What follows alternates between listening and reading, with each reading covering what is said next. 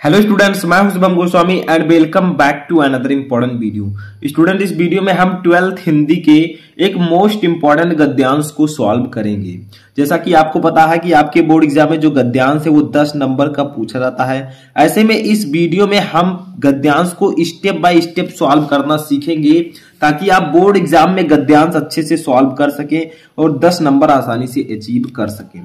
तो देखिए, ये जो गद्यांश है ये आपके लिए बहुत ही इंपॉर्टेंट है। अब ये इंपॉर्टेंट क्यों है? क्योंकि ये जो गद्यांश मैंने लिया है ये अशोक के फूल चैप्टर से लिया है, जिसके लेखक हजारी प्रसाद द्विवेदी जी हैं। ठीक है, तो गद्यांश जो है ये आपके सामने ये रहा। ठीक है, तो गद्यांश सॉल्व करने से पहले इस वीडियो को लाइक कर दीजिएगा ज्यादा से ज्यादा, ताकि मैं आपके लिए और भी इंपॉर्टेंट वीडियोज ला सकूं। देखिए, गद्यांश कुछ इस प्रकार से है। देखिए, मगर उदास होना भी बेकार है, अशोक आज भी उसी में है। ठीक है, देखिए अशोक यहां पर आपका नाम आ गया। इसका मतलब क्या है? अशोक के फूल चैप्टर का ये है। ठीक है, क्योंकि अशोक आ गया है तो अशोक आज भी उसी मौज। ठीक है, यहां पर आप लोग क्या लिख दीजिएगा? मौज। यहां पर मैं भूल गया हूं, उसी मौज। ठीक है, तो अशोक आज भी उसी मौज में है जिसमें आज से 2000 वर्ष पहले था। कहीं भी तो कुछ नहीं बिगड़ा है, कुछ भी तो नहीं बदला है, बदली है मनुष्य की मनोवृत्ति। ठीक है, यदि बदले बिना वह आगे बढ़ सकती तो शायद यह भी नहीं बदलती, और यदि वह ना बदलती और व्यावसायिक संघर्ष आरंभ हो जाता, मशीन का रथ घर घर चल पड़ता, विज्ञान का सावेग धावन चल निकलता तो बड़ा बुरा होता। ठीक है, तो ये आपका एक गद्यांश दिया गया है जो कि अशोक की फूल चैप्टर का है। ठीक है, अब आप पहचानेंगे कैसे? देखिए, इसमें अशोक लिखा हुआ है डायरेक्टली, तो आप लोग समझ सकते हैं। ठीक है, अब देखिए ऐसे गद्यांश दिया गया है, इसके नीचे 5 क्वेश्चन हमें दिए गए हैं इसी गद्यांश से रिलेटेड। नंबर एक क्वेश्चन के लिए आपको 2 नंबर मिलेगा, तो 2 2 4 2 6 2 8 2 10। अगर आप पांचों क्वेश्चन का सही आंसर देते हैं तो आपको 10 नंबर यहां पर मिल जाएगा। तो अब इसका आंसर कैसे लिखना है वो मैं आपको बताऊंगा। ठीक है, बस आपको वीडियो को अच्छे से लास्ट तक देखना है। देखिए, ये आपका गद्यांश है, मगर उदास होना भी बेकार है। तो यहां से हम गद्यांश को सॉल्व करेंगे। तो देखिए, आपको सबसे पहले लिखना है मगर उदास। ठीक है, मगर उदास, फिर आपको लगाना है डॉट डॉट।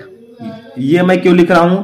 ये मैं इसलिए लिख रहा हूं ताकि एग्जामिनर को समझ में आ सके कि आपने कौन सा गद्यांश सॉल्व किया। अब लास्ट वर्ड आपको लिख देना है, तो बहुत बुरा होता। ठीक है, तो बहुत बुरा होता, तो बड़ा बुरा होता। ठीक है, तो ये आपको लिख देना है। ये मैं क्यों लिख रहा हूं? ताकि एग्जामिनर को ये क्लियर हो जाए कि आपने इसी गद्यांश को सॉल्व किया, क्योंकि 2 गद्यांश आपके एग्जाम में आएंगे, आपको एक करना होगा। ठीक है, तो देखिए, सबसे पहले हमने गद्यांश को पढ़ा। अब इसके नीचे जो फर्स्ट क्वेश्चन है उसका आंसर पहले हम देंगे। उपयुक्त गद्यांश के पाठ और लेखक का नाम लिखिए, यानी कि जो ये गद्यांश है इसके पाठ और लेखक का आपको नाम लिखना है। तो फर्स्ट क्वेश्चन का आंसर अब हम लिखते हैं अच्छे से। तो आपको पता है कि पाठ और लेखक का नाम अगर हमें लिखना है तो हमें क्या करना है? यहाँ पर संदर्भ लिखना होता है। ठीक है, तो यहां पर हेडिंग हम छोटा सा डालेंगे संदर्भ। इसी में आपके पाठ का नाम और लेखक का नाम दोनों आ जाएगा। ठीक है, तो आप लोग संदर्भ हेडिंग डालिए और लिखिए आपको क्या लिखना है संदर्भ में। लिखिए प्रस्तुत। तो देखिए आप लोग प्रस्तुत गद्यावतरण। ठीक है, प्रस्तुत गद्यांश, ये प्रस्तुत है। ठीक है, आधा सा फिरता है, तो प्रस्तुत गद्यांश हमारी पाठ्य पुस्तक। ठीक है, हमारी पाठ्य पुस्तक के गद्य भाग। ठीक है, क्योंकि आपको पता है कि ये हिंदी गद्य है, गद्य भाग। ठीक है, तो आपको लिखना है गद्य भाग। ठीक है, अब देखिए उसके बाद में आपको क्या करना है? गद्य भाग में संकलित। ठीक है, में संकलित तथा हिंदी के सुविख्यात निबंधकार, हिंदी के सुविख्यात निबंधकार। अब आपको नाम लिखना है यहां पर लेखक का, तो लेखक का नाम है आचार्य हजारी प्रसाद द्विवेदी। ठीक है, हजारी प्रसाद द्विवेदी द्वारा लिखित। अब आपको लिखना है चैप्टर का नाम। जो इन्होंने चैप्टर लिखा है तो चैप्टर का नाम है अशोक के फूल। ठीक है, अशोक के फूल नामक ललित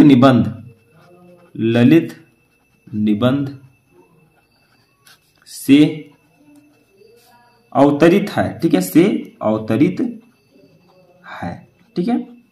तो इस प्रकार से आप किसी भी लेखक का नाम और पाठ का नाम लिख सकते हैं संदर्भ के रूप में, ठीक है। इसमें आपके पाठ का नाम और लेखक का नाम दोनों आ चुका है। आप लोग डायरेक्टली भी हेडिंग डालकर लिख सकते हैं, पाठ का नाम अशोक के फूल, लेखक का नाम आचार्य हजारी प्रसाद द्विवेदी, लेकिन ये आपके लिए ज्यादा अच्छा रहेगा। अगर आप इस प्रकार से लिखेंगे तो 2 नंबर आपका बिल्कुल क्लियर हो जाएगा। तो इस प्रकार से आपको संदर्भ सबसे पहले लिखना है, ठीक है। अब फर्स्ट क्वेश्चन हमारा क्लियर हो गया। अब सेकंड क्वेश्चन हमारा है रेखांकित अंश की व्याख्या कीजिए, यानी कि जिनके नीचे रेखाएं हैं, जितने पैसेज के नीचे रेखाएं हैं उसकी सिर्फ आपको व्याख्या करनी है। देखिए यदि से आपकी रेखाएं स्टार्ट हुई हैं और यहां लास्ट तक आई हैं, ठीक है, तो सिर्फ इतने का आपको अपनी शब्दों में व्याख्या करना है। देखिए यदि बदले बिना वह आगे बढ़ सकती तो शायद यह भी नहीं बदलती, और यदि वह ना बदलती और व्यावसायिक संघर्ष आरंभ हो जाता, मशीन का रथ घर घर चल पड़ता, विज्ञान का सावेग धावन चल निकलता तो बड़ा बुरा होता, ठीक है। तो सिर्फ इतने का ही आपको व्याख्या करना है, ठीक है, सिर्फ इतने का ही आपको हिंदी में इसका व्याख्या करना है रेखांकित अंश का। तो देखिए इसकी व्याख्या मैं ऑलरेडी लिख चुका हूं क्योंकि बहुत बड़ा है और अगर मैं एक वर्ड लिखता तो बहुत ज्यादा टाइम लगता, ठीक है। तो आपको व्याख्या करना है अपनी भाषा में। लेखक के अनुसार अशोक का वृक्ष बिना उदास हुए आज भी पूर्व की भांति मस्त एवं प्रसन्नचित्त है। देखिए कोई जरूरी नहीं आप सेम ऐसे लिखिए, थोड़ा सा चेंजेस करके भी आप लिख सकते हैं, लेकिन उसी पैसेज से रिलेटेड होना चाहिए। देखिए उसकी प्रवृत्ति स्वरूप में कोई परिवर्तन नहीं हुआ है। इसके विपरीत मनुष्य के सोच या मनोवृत्तियों में आमूलचूल परिवर्तन हो गया है। यदि इस परिवर्तन के बिना उसका काम चल सकता तो उसकी मनोवृत्ति में कभी भी परिवर्तन नहीं होता, वह आज भी सदियों पुराने आदिमानव के समान ही होता। यदि बाद की व्यावसायिक परिस्थिति में मानव जीवन स्थिर हो जाता तो उस स्थिति में भयंकर व्यावसायिक संघर्ष होता। साथ ही यदि इसके बाद विज्ञान के मशीनीकरण पर आधारित रथ घर घर के नाद के साथ अपनी पूरी गति से दौड़ने लगता तो आज बड़ी विकट और भयावह स्थिति उत्पन्न हो जाती, ठीक है। तो इस प्रकार से आपको अपनी भाषा में रेखांकित अंश की व्याख्या करनी है। इसके लिए भी आपको 2 नंबर यहाँ पर दिए जाएंगे, ठीक है। तो 2 क्वेश्चन हमने क्लियर कर लिया। तीसरा क्वेश्चन हमारा है इसी गद्यांश से रिलेटेड कि मनोवृत्ति और धावन शब्दों का आशय लिखिए, यानी कि यहाँ इस पैसेज में मनोवृत्ति और धावन शब्द का अर्थ क्या है, ठीक है। तो आप लोग मेरे साथ यहाँ पर लिखेंगे कि मनोवृत्ति का आशय, ठीक है। यहाँ पर आप लोग डालेंगे थर्ड, ठीक है, यानी कि हम तीसरा क्वेश्चन यहां पर सॉल्व कर रहे हैं। तो आप लोग लिखेंगे मनोवृत्त का आशय, मनोवृत्त का आशय व्यक्ति के सोचने का तरीका, व्यक्ति के सोचने का तरीका और उसकी सोच में परिवर्तन से है, ठीक है, और उसकी सोच में परिवर्तन से है, परिवर्तन से है, ठीक है। तो जो मनोवृत्ति शब्द है इसका आशय व्यक्ति के सोचने का तरीका और उसकी सोच में परिवर्तन से है, ठीक है। अब बात आता है धावन, तो धावन शब्द का आशय, धावन का आशय दौड़ने अथवा तीव्र गति से प्रगति की प्रक्रिया से है, ठीक है, की प्रक्रिया से है, ठीक है। तो यहां पर मनोवृत्त और धावन शब्द का आशय पूछा रहा था, तो मनोवृत्त का आशय व्यक्ति के सोचने का तरीका और उसकी सोच में परिवर्तन से है, जबकि धावन का आशय दौड़ने अथवा तीव्र गति से प्रगति की प्रक्रिया से है, ठीक है।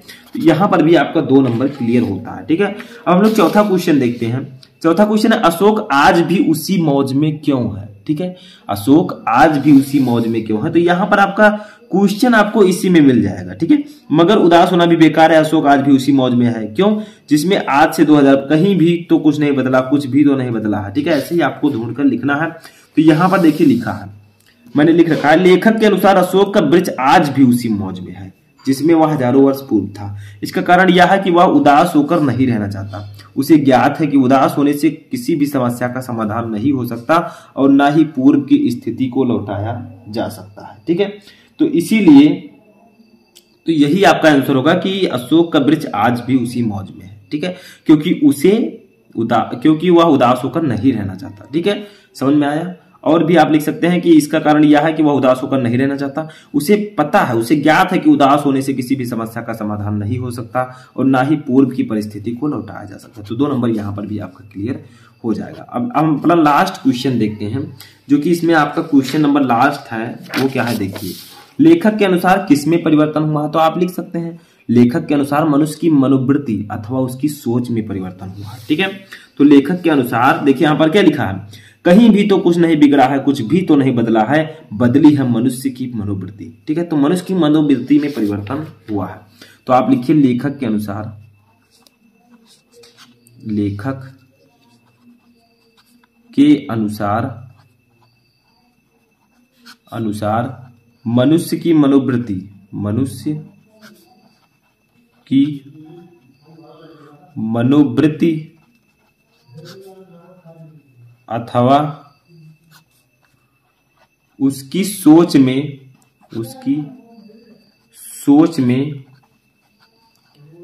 परिवर्तन हुआ है। ठीक है, परिवर्तन हुआ है। ठीक है, तो क्वेश्चन था कि लेखक के अनुसार किसमें परिवर्तन हुआ है? तो लेखक के अनुसार मनुष्य की मनोवृत्ति अथवा उसकी सोच में परिवर्तन हुआ है। ठीक है, तो यही थे आपके मोस्ट इंपॉर्टेंट गद्यांश जो कि मैंने आपको इस वीडियो में सॉल्व करना बताया।